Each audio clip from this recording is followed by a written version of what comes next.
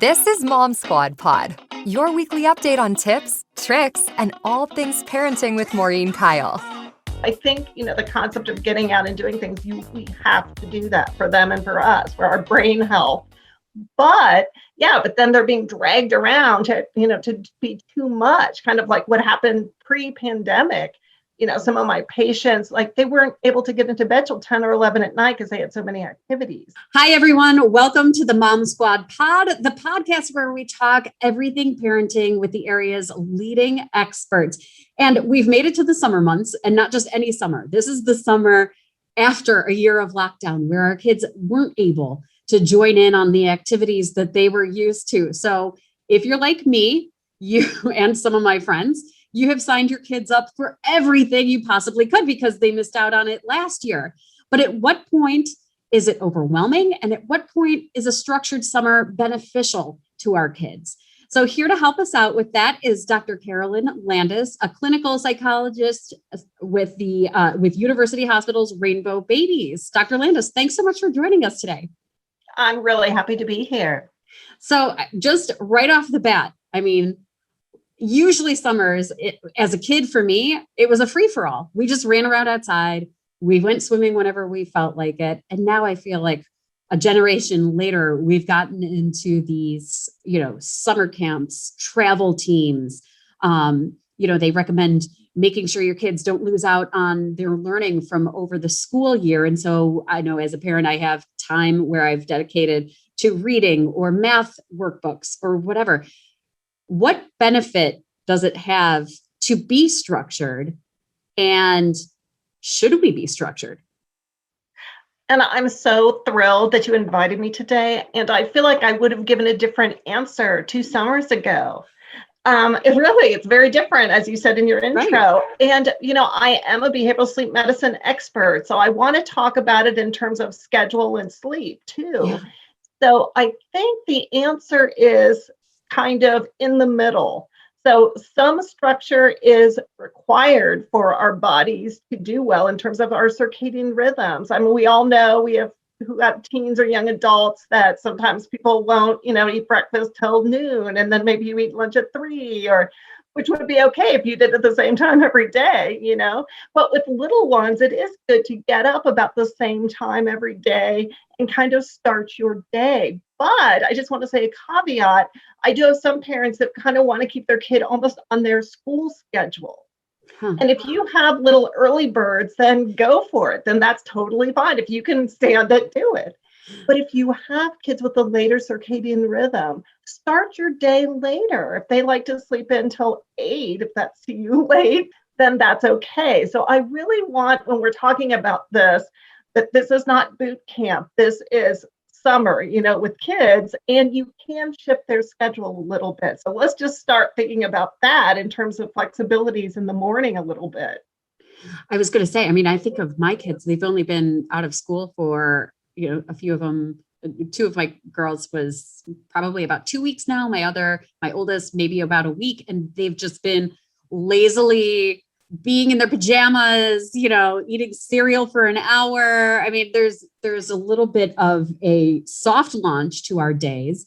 And I've noticed with my 2 almost 3-year-old, a little bit of crabbiness when we start to get to the activities part of the morning. Does that make sense? I kind of, when I tell her okay, let's get dressed and let's get outside, there's a little meltdown that's happening. And I don't know if it's because we're off schedule or we're changing schedules, but do younger kids have a hard time adjusting to a complete change in their day? I think that's true. And, I love your concept of a soft launch. And my caveat would be, as long as they're launching outside of bed, I'm good with it. Because we don't want to have a launch where you're laying lazily in bed, kind of scrolling through your social media or something, when you're an older, kid. So, but in terms of little ones, yes. It takes time to kind of change. And they've had so many changes over the last year that I feel like we all are a little bit on edge with change, almost like a little sunburned with change. So to know that I just want to laze around, I'm kind of stressed. We're all under a little bit of more stress than usual. And so to kind of have to get dressed and do these things that require a little more effort can make you a little crabby. So that's cute, but the little ones are experiencing that even. I was going to say, is there an age range where structure works better, and then maybe the free-for-all concept works better for that age range? I'm glad you said that too, because I think developmentally you need to pay attention to it. But what's really important is the individual. Every single kid is different. I remember when my little 3-year-old, and he's in college now, he wasn't yet potty trained when it came time for 3-year-old preschool. And I gave him the choice. I was like, do you want to go to preschool? You have to be potty trained or not. You can ask even little bitty kids, 3-year-olds, what do you want to do? Do you want to do? I mean, it's not that they're totally dictating it, but you want to know what their opinion is. And he decided he wanted to go, and boom, he got potty trained and he went to preschool.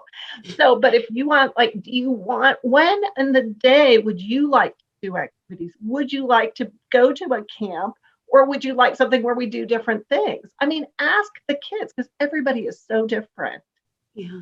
I have multiple kids at home, which then, you have different personalities then, and different preferences to when they have their, what do I want to say? Like their sparkle hours, where they're better in the morning, or one's better in the afternoon, or one's better right after lunch. How do we go with the flow when it comes to multiple kids in a family and then doing all these activities? And especially because sometimes the schedule is not dictated by mom and dad as much as it is these activities that we sign them up for. I mean, I can only sign up for a 5 p.m. gymnastics class because they don't offer it at 10 a.m. Right. So, I think it's important for everybody to get out and do things and be cognitively stimulated. And I think there's so many stories about sleep on my news feed. And I think it's because, and kids too, they weren't really seeing anything but their home. Like they were barely seeing anything else. So I think, the concept of getting out and doing things, we have to do that for them and for us, for our brain health. But then they're being dragged around to be too much, kind of like what happened pre-pandemic. Some of my patients, like they weren't able to get into bed till 10 or 11 at night because they had so many activities. So I think as a family, especially if you have multiple kids, like in your situation, you really do have to decide what's most important for every kid, and decide if there are other things what a kid can do rather than be dragged along. Can one kid be dropped off for a play date? They hate sitting around in the waiting room at the dance practice or whatever. I mean, what else? Or can you bring, what fun things can you bring? I mean, it really requires a lot of creativity and a lot of working together and kind of give and take, which is so good for your kids, but is not easy when kids are more egocentric, right? Right. You bring up a great point. Before we get into being overwhelmed with the schedule, I want to go back to the benefits of structure. And, as a parent, I've definitely been trying to do the color-coded calendar to keep myself on a schedule. But then also I've been sitting down with my kids and saying, what activities do you want to do this week? Okay, let's schedule that for Wednesday afternoon so that they know what to expect. Is there a benefit for kids to be, to know that, okay, lunch is coming up at noon, and then I'm going to go to the zoo, and then we do reading time, and having that routine every day? Is that a benefit for them and behaviorally, I guess? Again, part of it is what their temperament is like and what their personality is like. But I think for all of us, it's good to have some of those anchors that you're talking about. But it's also good to have some of those free-form days or afternoons or mornings. I mean, it would be really depressing if we never had, a single day where we could kind of do what we want to do. I really, if you had every day, every hour, color block, then obviously that would be a problem. And I'm sure you don't have that. No. But some people kind of aspire to that, and they might beat themselves up if they're not doing enough. So I want parents and kids to give themselves a break and to listen to themselves. I mean, really kind of mindfully. Like, think to yourself, do I want to do more? Do I want to do less? Kind of what's feeding me as a person?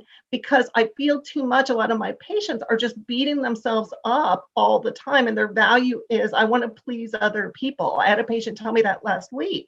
That was one of her values. And I felt so sad about that. And in terms of like, I have to do these things or I have to be good at these things because other people want me to do that. Mhm. So instead, I want kids, this is a time in the summer to explore new things, new activities, and figure out what feeds you, what gives you joy, what do you want to learn more about. And I want kids to give themselves permission to be like, you know what, I need more downtime, or I really don't like this, or I want more of that. Like to really communicate that and not be judged for that. Yeah. The tug of war, I think, between the advice that I see as a parent is, the non-structured time teaches independence, but then the structured time and expectations, of achieving, it teaches achieving goals. Like if I tell them, okay, this is the time where we're going to read a book, or this is our chores time, you have to complete those chores, then they know they have a task, they have to complete it. So it's working toward a goal. Is that a fine balancing act of making sure that we have both? Is there one that we should outweigh as more beneficial than others? I think that whole concept of giving independence, and this is negotiable, like today or in this period of time, you have, you are responsible for taking out the trash, or you're responsible for emptying the dishwasher. And fine, I don't care if you do it anytime today, or I need it done before we have guests come over. I mean, that's real life. That's real life skills, but you're not dictating exactly when. That's when I see increases in parent-child conflict. When the parent is a little bit too hovering, a little bit too like dictating according to their aesthetic, and they're like, I don't put anything off, so you can't do. And I was kind of talking to my son the other day. I actually hate the word procrastinate. I think that is a word that we use to beat ourselves up with. I personally don't beat myself up with it. I choose not to, but a lot of kids and adults beat themselves up. Oh, I'm procrastinating again. I put that off. And I tell my son, it's like, you chose not to do it. You weren't in the mood to do it. It wasn't due yet. You put it off because you didn't have the impetus to do it. Like, kids need to learn that, and you still get it done. You got it done. And like all of us, I said, all of us put things off. And it's like, it's kind of easier to do something. Like if you have guests coming, I'm great the hours before they come. I'm cleaning and doing dishes. It's easy. But 8 hours earlier or 2 days earlier, it's like hard. So I think we're teaching kids those skills, because if it's totally dictated by the parents, they're not learning that, and they're just beating themselves up with that procrastination word. That's really interesting. So that really kind of teaches them, what you're saying is kind of time management on their own personality and timetable. Right. And any other advice on making sure that they stay in line without hovering, though? Because sometimes I feel like, as the mom, and again, mine are young, I'm saying, hey, I asked you to clean up your toys, or I told you need to get these chores done, and I don't want them to feel an icky feeling when I'm telling them you need to get these done, because I don't want them to think of chores as punishment. But then again, I want them to actually do what they've been asked, to teach them responsibility. So where do we get that balance? I know. I think it's like that really hard balance between permissive parenting and lots of kids. I mean, we've looked at, the data don't even have chores anymore. I mean, it's more rare to have chores, versus authoritarian, where you're yelling at kids and shaming them, like you're lazy, da da da. And then there's authoritative, which is firm control, but with warmth. And we as a family are working together. And I personally, as a parent who now has a 19 and a 21-year-old, still do things like, as a family, it works best when we're all doing things together. If we're all cleaning up the house together, it's not just me saying, you do this, you do that. It's like, okay, I'm working on this. why don't you do that? And then it's not like you're my servant or, you're someone who I dictate what you do and I'm ordering you around. It's like we as a family, we're taking care of our home because we want to be healthy. We want to be proud of our home. We want to be comfortable. So it's coming from that. It's not coming from I'm ordering you around to do things. And I think it's hard. That's kind of a hard balance, right? It is. It definitely is.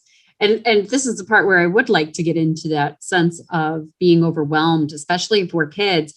It's funny. I know I'm not alone on this because it seems like everybody that I've talked to, fellow parents this year, said that they just, every time a camp opened up or swim team or, this sport, summer sport, even if it's a rec league, they signed their kids up for everything out of fear that they would get shut out because there's limited number of availability, limited number of spots. Kids who were competitive in sports maybe missed out on some practices or games last year because things were canceled or things were changed a little bit differently. But for the most part, everybody I'm talking to is saying they've overwhelmed their own schedule and they're going to try and make it work because, they want their kids to get back into these activities for whatever reason. But at what point do you think too much is scheduled for our kids? What kind of signs do they show that these are just too many activities or their day is just too jam-packed?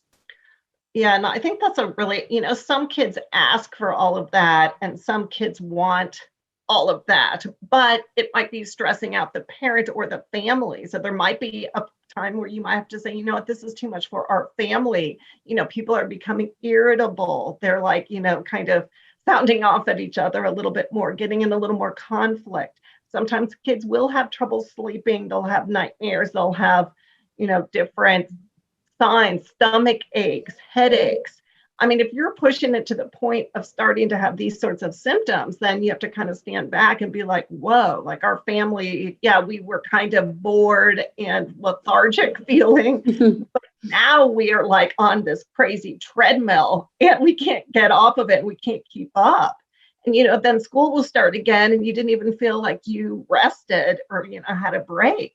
Yeah. So I feel like people have to be careful. And again, it's all about like what matters the most for your child and for what reason are they doing that? Maybe the activity is just for socialization. It's not because they actually like the activity.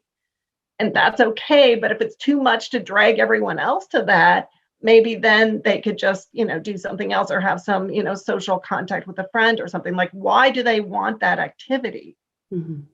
And since you are a sleep expert and I have you with me right now, it's interesting. Right. Now I'm wondering, last week when school started to get out and kids were starting to be at home a lot more, everybody, it seemed like here at work, and we have weird sleep schedules anyway, but everybody I talked to was like, yeah, I had insomnia this past week. And there was a week where I just had so much trouble sleeping, but I was starting that change in schedule and that summer, trying to and almost entertain my kids. Not that I am that type of mother, but I was trying to make sure, okay, are we doing stuff? They're not just sitting around and I'm ignoring them. I'm trying to make sure that they have activities to do before the summer camps start.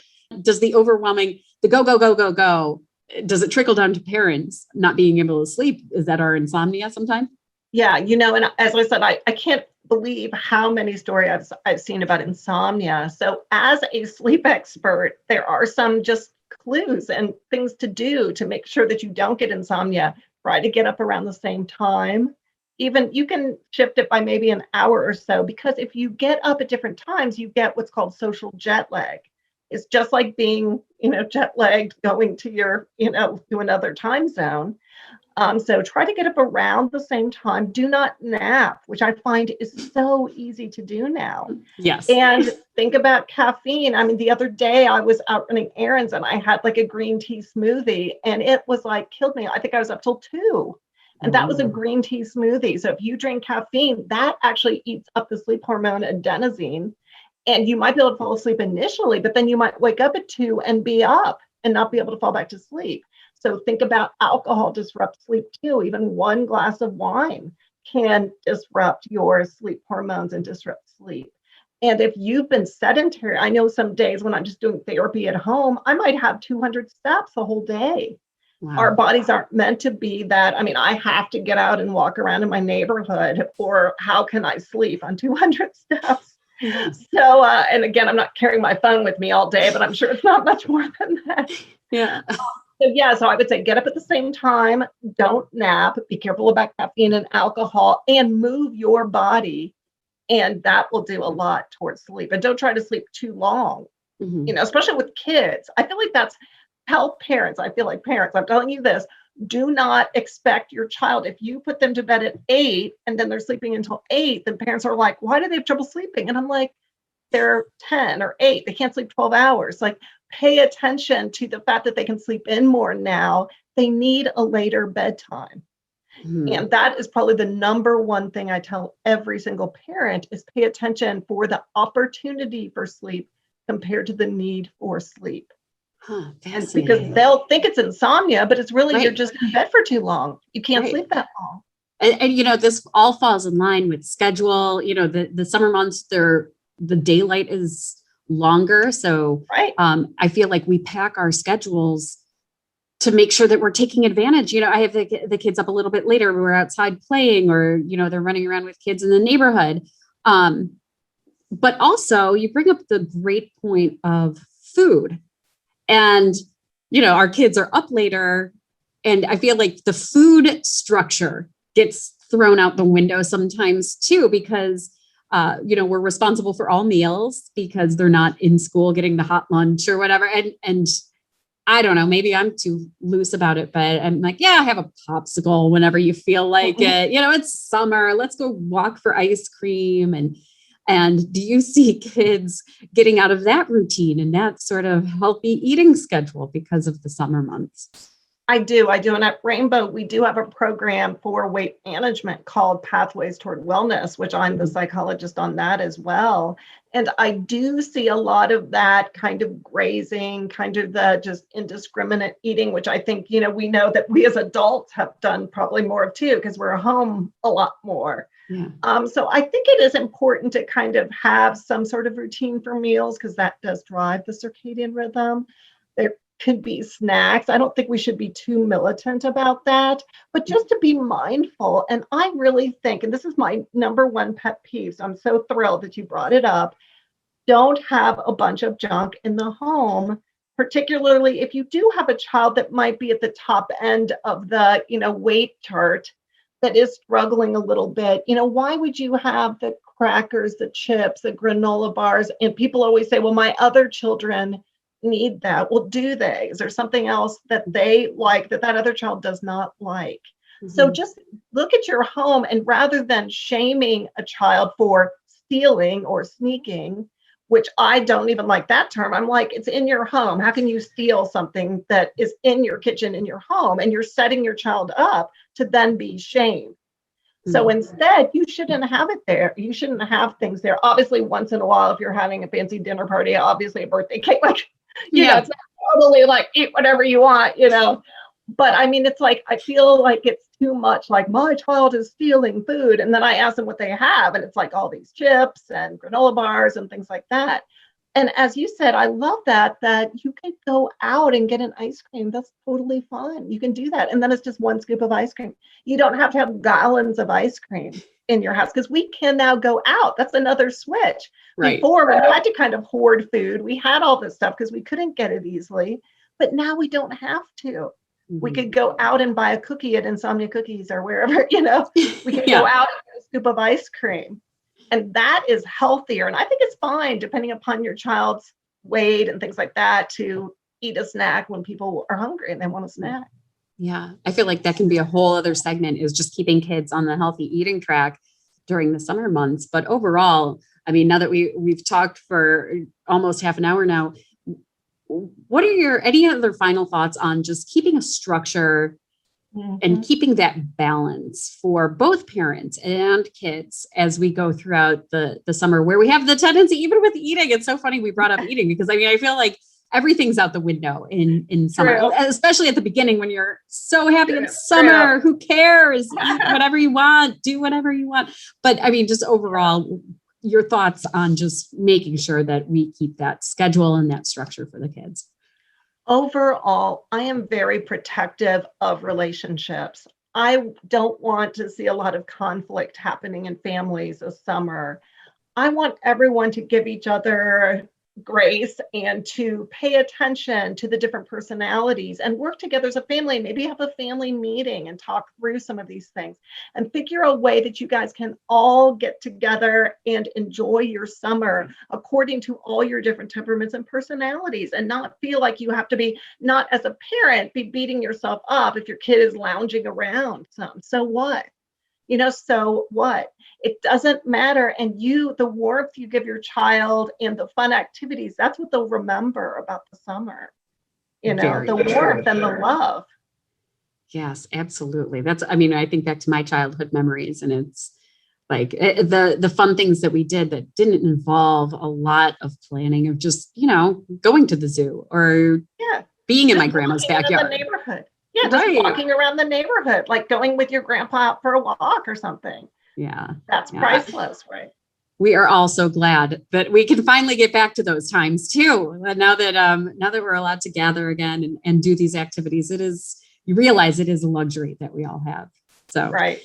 All right. Well, Dr. Carolyn Landis, thank you so much for all of your insight and helping guide us parents through the free-for-all type of summer that we've been just waiting for. I really appreciate all your advice. I'm thrilled, and I wish everybody a wonderful summer. And thanks to all of you for listening to the Mom Squad Pod. We'll see you right back here next time. Thanks for listening to Mom Squad Pod with Maureen Kyle from WKYC Studios. Subscribe now so you never miss an update. And find more on everything you heard here on WKYC.com and on the WKYC app.